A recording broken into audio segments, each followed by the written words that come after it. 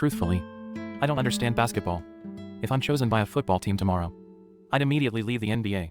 These words from Edwards shook everyone in the room. The Timberwolves management was left at a loss, thinking they might have chosen wrongly. Born on August 6, 2001, Edwards was raised in Georgia. As for his father, Edwards only heard about him from others. This included his nickname. His grandmother said his father, when he was 3 years old, gave him the nickname Ant-Man. He didn't know what it meant, so he asked the old people in town, finally concluding that the prototype of Ant-Man is the next Jordan. But Edwards didn't seem to like basketball. His body was extremely strong. In football, Edwards was a rising star. Strong calves and muscular joints all reflected his super high talent. In his own words, "Maybe my father passed it on to me." Very grateful to him. In every football game that Edwards played, his mother and grandmother would watch at the scene. Sometimes, the mother would yell at her son, asking him to play well. And when Edwards performed well, his mother would boast about him. The reason why Edwards turned to play basketball was due to a fracture.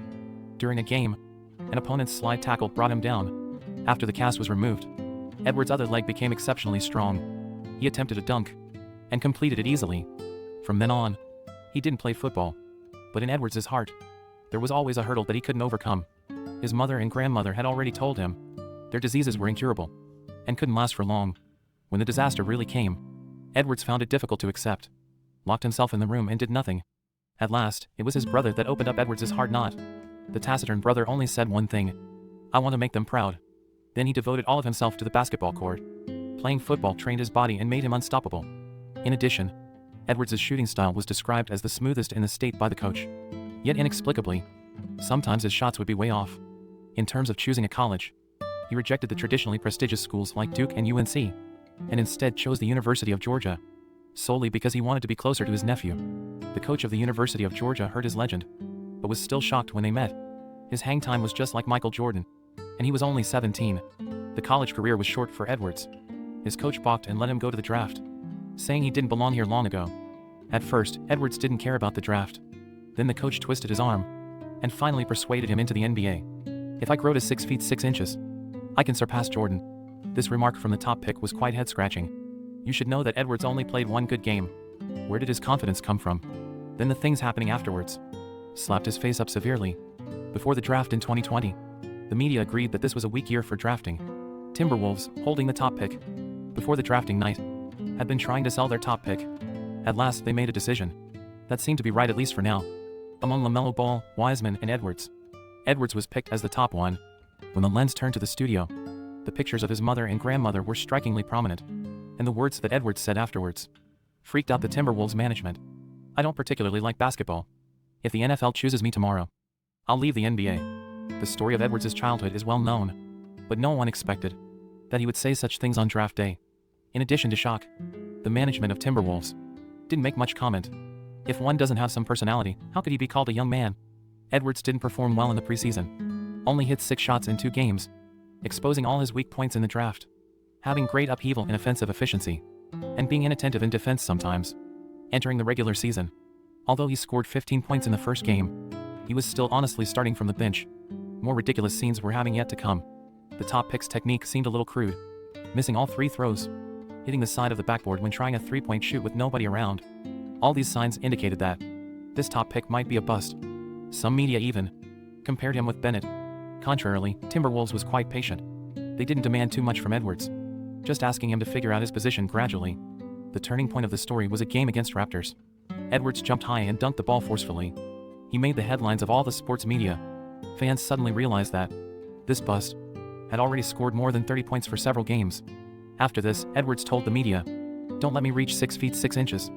Otherwise, I'll be the next Michael Jordan." The media exploded again. This top pick was crazy. After playing only one decent game, he bragged in front of everyone. However, something happened a few months later, which made fans both laugh and cry.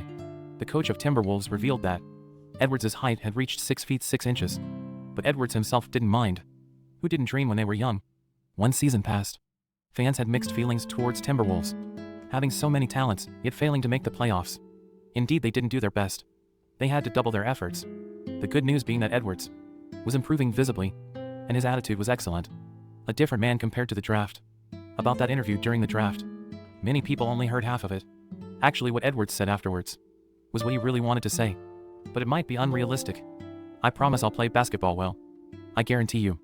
Edwards will absolutely be at the top of the league within 5 years, Barkley said to O'Neal confidently. They had been discussing Edwards for 10+ minutes. Finally the topic wrapped up with the loudest voice from Barkley. And he was telling the truth indeed. Edwards definitely had the potential to be a superstar. After the first season of his career, Edwards heard some unfriendly comments. A big reason why the team didn't make it to the playoffs was because of his instability. Indeed, compared with Towns, he had a lot on his plate. He took all these in. During the offseason, Edwards reached out to his then coach, seeking improvement in all aspects. He also promised to the media that Timberwolves would absolutely make it to the playoffs in the new season.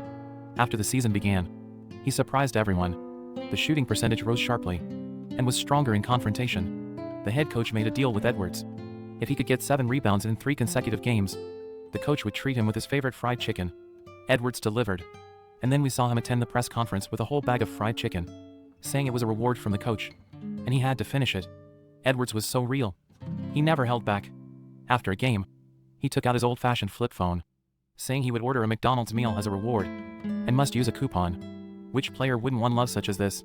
When the regular season was nearly over, the team was on the verge of elimination. Edwards did some heroic things. First, it was 49 points, 6 rebounds, 8 assists against Spurs, stabilizing the 7th place in the Western Conference. Then he scored 30 points in the extra game, defeated Clippers and got the playoff ticket. Edwards fulfilled his promise.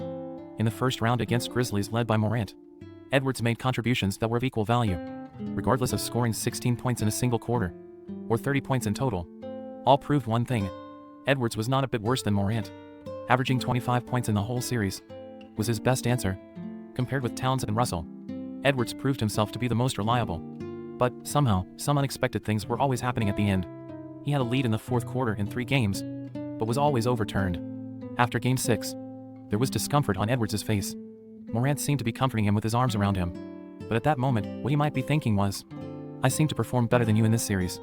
Of course, all these painful experiences would become valuable assets to Edwards on the road to success.